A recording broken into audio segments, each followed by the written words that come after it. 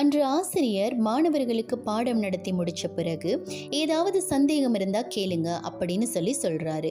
ஒரே ஒரு மாணவன் மட்டும் கைகளை உயர்த்துறான். ஆசிரியர் சொல்லுப்பா அப்படின்னு சொல்றாரு. அந்த மாணவன் இந்த உலகம் நல்லதா கெட்டதா அப்படின்னு சொல்லி கேட்கிறான்.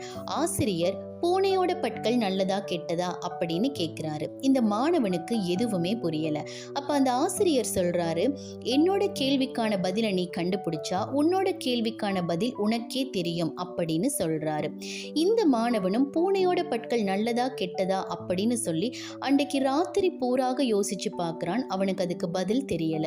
தன்னோட நண்பர்கள் கிட்டவும் கேட்டு பார்க்கறான். அப்பவும் அவனுக்கு பதில் கிடைக்கல. அதனால அந்த ஆசிரியர் மறுநாள் அந்த பையனை கூப்பிட்டு சொல்றாரு, பூனை குட்டிகளை பொறுத்தவரை பூனையோட பற்கள் நல்லது. பூனை குட்டிகள் வழி தவறி போனா அந்த தாய் பூனை தன்னோட வாயின் பற்களால கவ்வி கொண்டு போய் பத்திரமா பாதுகாத்து வைக்குது. ஆனா அதே பற்கள் தான் எலிய கொன்று தன்னோட உணவாக்கி கொள்ளுது. அப்போ எலிய பொறுத்தவரை பூனையோட பற்கள் கெட்டது. இதே மாதிரி தான் இந்த உலகம் நல்லது கெட்டது ரெண்டுமே உள்ளடங்கினதா இருக்குது. இந்த உலகத்தை பார்க்குற கண்ணோட்டத்துல தான் உலகம் நல்லதா கெட்டதா அப்படிங்கிறதே தீர்மானமாகுது அப்படின்னு சொல்றாரு.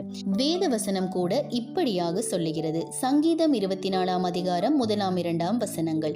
பூமியும் அதன் நிறைவும் உலகமும் அதில் உள்ள குடிகளும் கர்த்தருடையது. அவரே அதை கடல்களுக்கு மேலாக அஸ்திவாரப்படுத்தி அதை நதிகளுக்கு மேலாக ஸ்தாபித்தார் என்பதாக வேதவசனம் சொல்லுகிறது.